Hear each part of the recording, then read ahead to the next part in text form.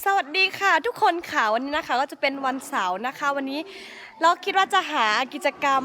ทำนะคะให้กับเด็กๆนะคะเพราะว่าช่วงนี้ก็เป็นโควิดอยู่นะคะเราก็ไม่มีอะไรทำแล้ววันนี้เราก็จะหาอะไรทำสักอย่างนะคะมาดูกันเลยค่ะว่าอาทิตย์นี้เราจะมาทำอะไรกันมาดูกันเลย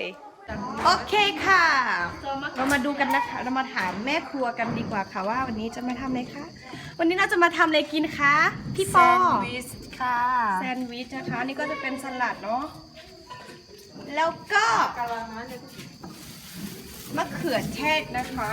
นี่อันนี้ก็จะเป็นพี่บีแยนะคะกำลังหั่นมะเขือเทศเตรียมให้กับเด็กๆนะคะวันนี้จะมาสอนเด็กๆทำแซนด์วิชกันนะคะนี่ค่ะช่วยในวันนี้นะคะนี่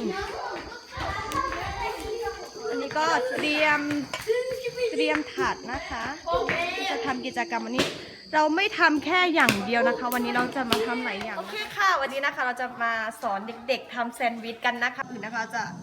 ผสมปูอัดกับมายองเนสก่อนนะคะ เราจะทำ2ให้นะคะเผื่อแบบคนที่ไม่ชอบมายองเนสนะคะเราก็จะใส่เป็นอันนี้ให้นะคะอันนี้เราก็ใส่ไปครึ่งหนึ่งแล้วคนแบบนี้นะคะ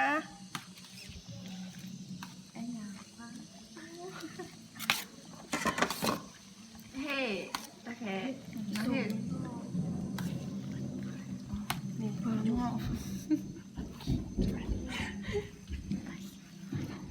นี่นะคะ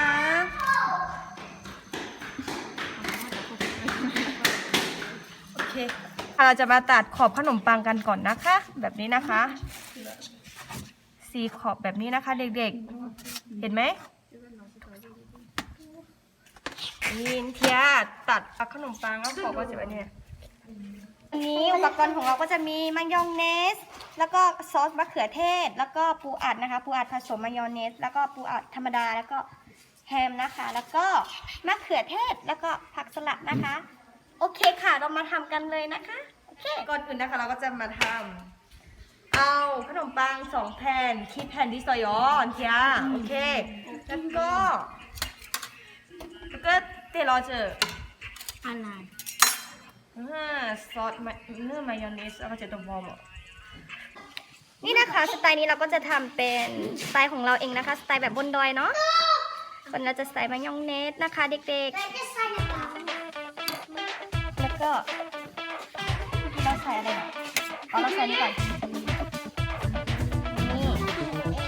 ก็ใส่มะเขือเทศนิดนึงนะคะซอสมะเขือเทศนะคะใส่ผักเลยนะคะ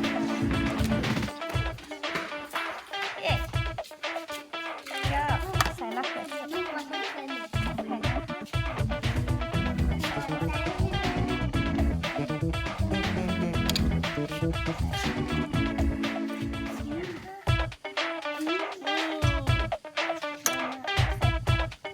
คนที่ชอบกินผักนะคะก็จะใส่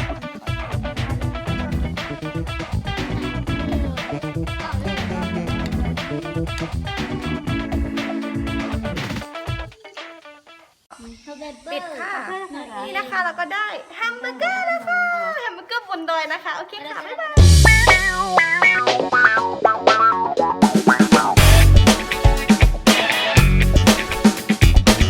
ส่วนนี้ก็จะเป็นแซนด์วิชนะคะที่เราสอนไปนะคะเด็กๆก็สามารถทำเองได้แล้วนะคะแล้วก็จะเอาไปขายให้กับคนในหมู่บ้านนะคะ ชิ้นละ5 บาทอะไรแบบนี้นะคะไม่แพงนะคะ แล้วรายได้ที่เราได้มานะคะเราก็จะเอาไปเป็นค่าเน็ตให้กับเด็กๆนะคะ ที่เรียนออนไลน์กันนะคะโอเคค่ะแล้วก็จะไปแจกให้กับเด็กๆกินนะคะ เจ็บชิ้นอ่ะ โอเคแจกเลยคนละอันคนละอันคนละอันนะคะแจ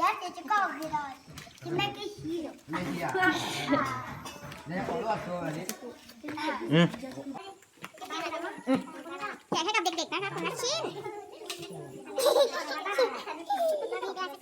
ยาโชว์เอาจะได้กินหมดเลยโอเคเที่ยงแล้วนะคะเราก็จะมากินเล่นๆกันค่ะ ลูกชิ้นนะคะ ใช้มือ อร่อย อร่อยไหมครับผม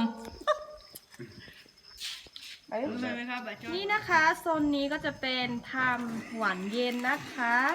แล้วถ้าเราทำเสร็จเราจะไปฝากขายที่ร้านค้าต่างๆนะคะ แล้วก็เงินที่ได้นะคะก็จะเป็นค่าเน็ตของเด็กๆเขานะคะ ที่เรียนออนไลน์นะคะ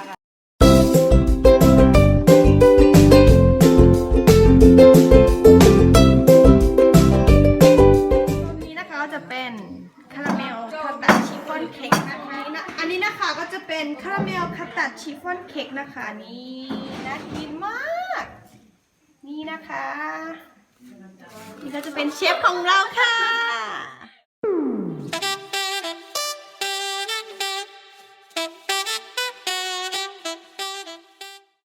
มาชิมกันนะคะว่าอร่อยหรือเปล่า